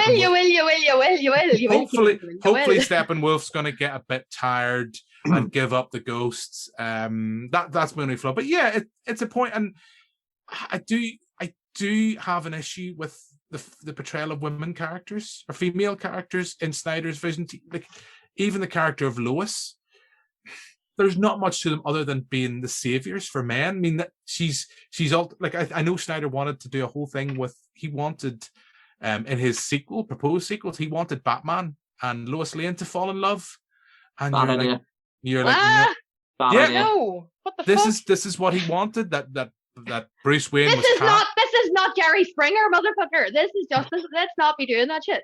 Well, this is meant to be kind of the fact that they fall in love, and then that she would die, and that would ultimately be the thing. I can just see a Jerry Springer, and the father is no, that's Maury. That's not Jerry. That's Maury. I was thinking more like, I'm just waiting for Springer's final thoughts on that one. That's what I'm waiting for. But these are the kind of things that I think is why I have that's kind of where he wants to go with the narrative, and that's why I think he's a very visual director, like Michael Bay. Michael Bay, visually on screen, okay, he relies on explosions. Zack Snyder just uses panels from comics. There's nothing wrong with that. You look at the way he recaptured the moments from Frank Miller's Batman with the pearls. It's almost literally a panel from a comic. But that's also, it's great to see, but it's also my issue.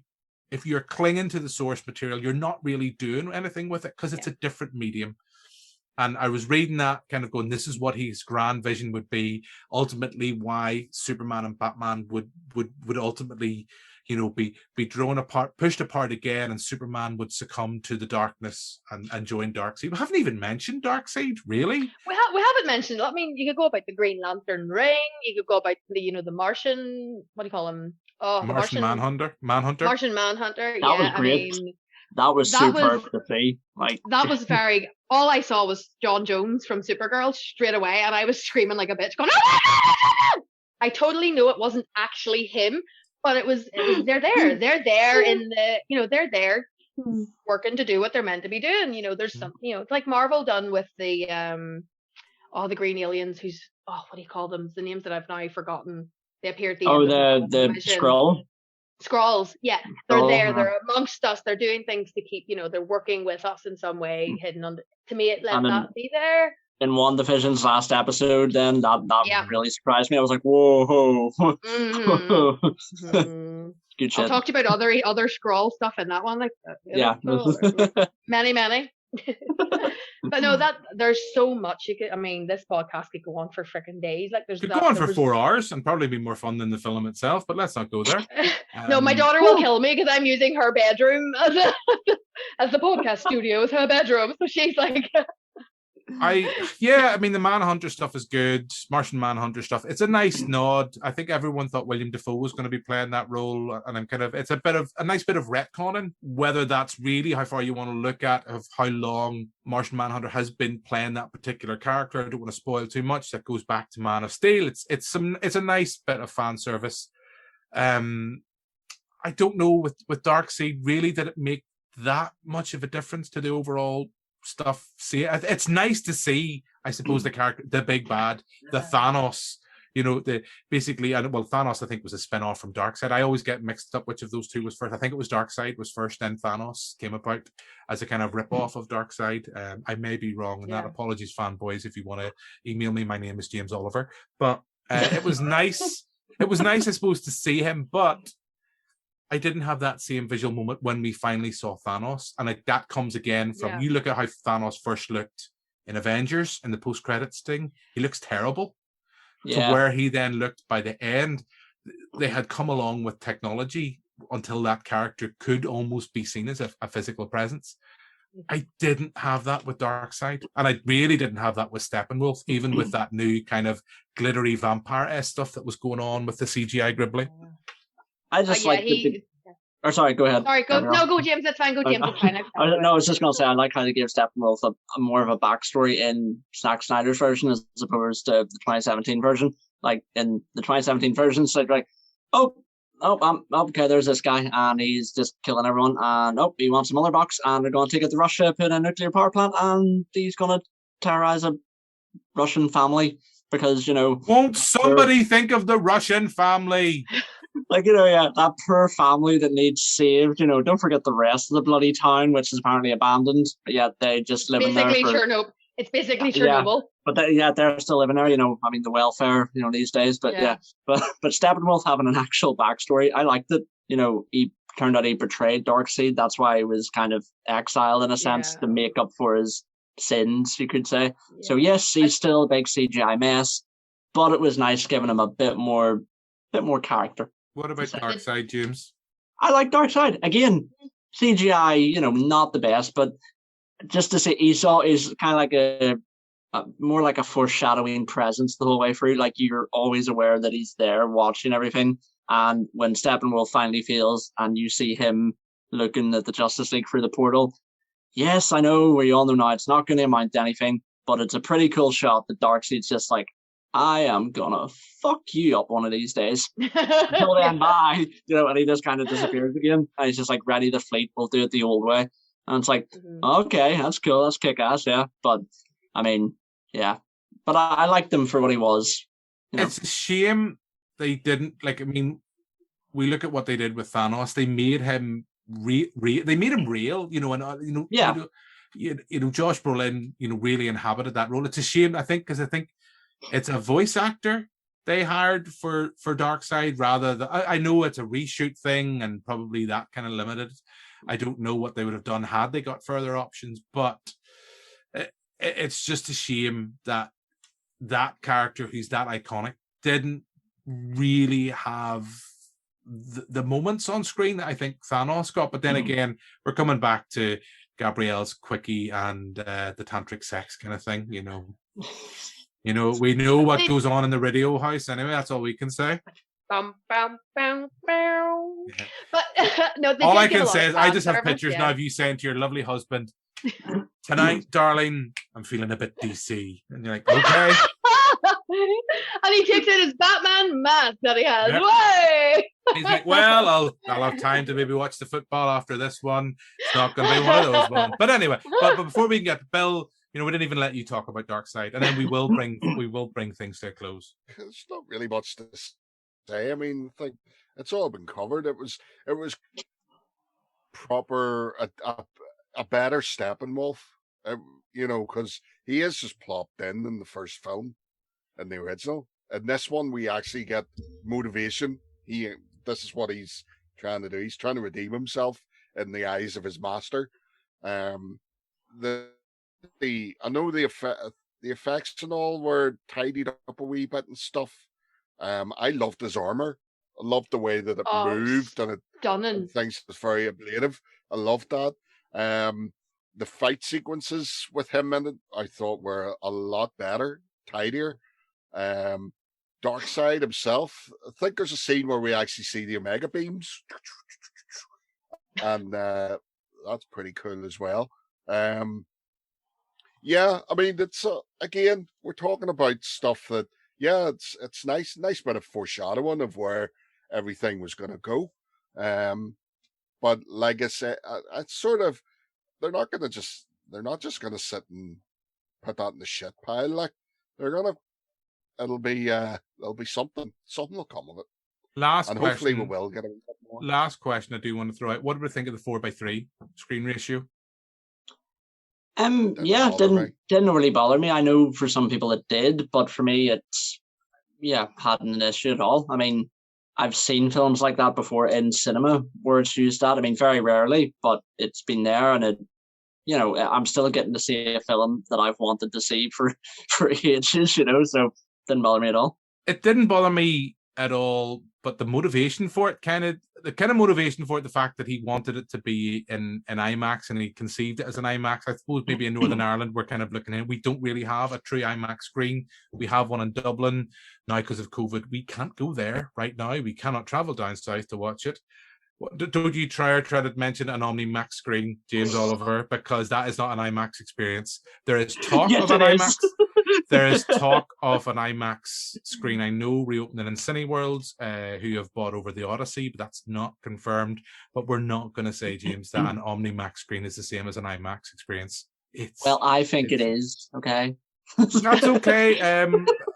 Professional bias. We'll not mention the cinema Cochian that James Oliver works with. Well, you literally just gave it away there for anyone who still hasn't worked it out. So it's the movie house then you work for then, James? Absolutely, Gabrielle. Yes, absolutely. Yeah.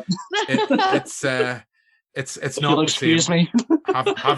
Having sat through the OmniMax, which I don't mind for the odd experience, the odd little thrill.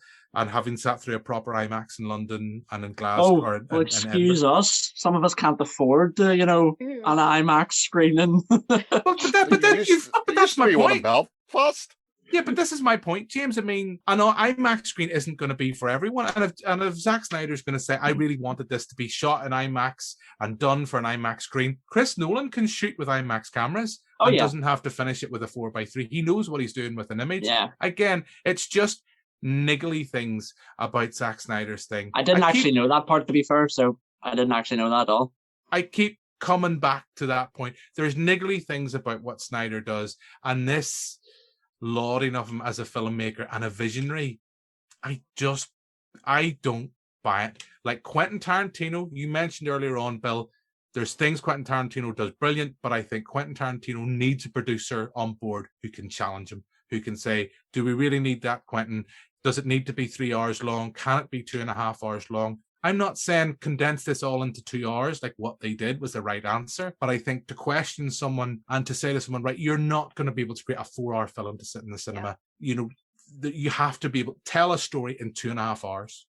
Tell a story in 2.5 hours. I think you should be able to tell a story in 2.5 hours, and you should be able to tell a comic book movie, an action movie in 2.5 hours. But that's my little thing. As I say, I am glad just for people who will then go on and say, I'm really dishing it and really not against it, and I'm against it, or don't get it. I don't get what Justice League's all about, or it's for the fans. That's one that fucks me off. You wouldn't get it. It's for the fans. I love DC.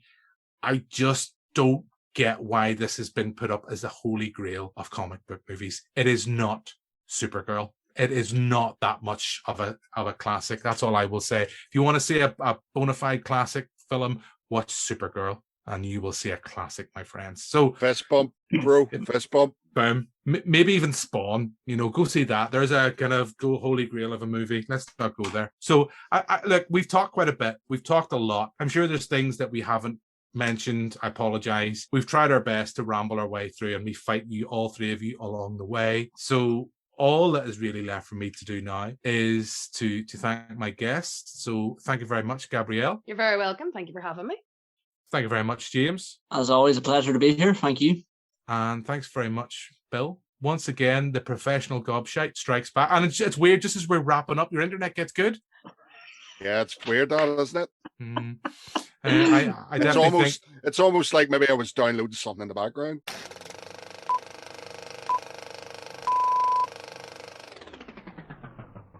So that pretty much brings this episode to a close. Thank you once again to all our contributors for giving up their time to talk about Zack Snyder's Justice League. The film is currently available here in the UK on Sky Movies, and maybe after listening to this pod you've been inspired to give it a watch. Maybe not from listening to me, but it is not a dictatorship, listeners. It is not a dictatorship, and other people have been much more positive about the film than I have been, but not much left for me to say now. Thank you for listening. If this was your first time checking out the pod, and if you enjoyed it, then why not make sure to subscribe wherever you get your podcasting fix, so you never miss an episode. I will say this, I know over the past month or so our run times for the pods have creeped a little bit longer. They're well over the hour mark. For some, definitely the pods that feature me, I apologise. And they've went close to the 2 hour mark. I know this pod was sitting in at around an hour and 40 minutes. We will try and get better with the shorter run times, I promise you. But just with the current COVID madness, it's just been nice, albeit digitally, through the power of Zoom, to be able to chat to people about movies and forget about all the nonsense that's going on at the minute. So hopefully you will allow me to indulge myself, to distract myself, I should say, from all the COVID stuff with this podcast. And I know for me, particularly since January, it's been a real godsend. But that's enough of me getting all mushy. I'll leave you now. Just very briefly, be sure to check out our website, www.banterflix.com, where you'll find not only the back catalogue of this podcast, but also our NVTV show as well, along with reviews, features, trailers, movie news. You can also find details about our Patreon page as well, where maybe you want to support us, and in terms we'll give you extra podcasts, some extra goodies, and Patreons will also be able to get first dibs on tickets for our Dark Hedges International Film Festival, which is returning in October later this year. COVID dependent, of course, but hopefully we should all be out of lockdown by then. Fingers and everything crossed, listeners. But if you check out the website, you'll find information all about the Patreon page and even the Dark Hedges International Film Festival. But that's enough of me trying to sell Banterflix wares. I've been your host, Jim McLean. I'm the editor-in-chief of the Banterflix Movie Review website, and we'll be back pretty soon with another episode of We Need to Talk About Movies. Goodbye.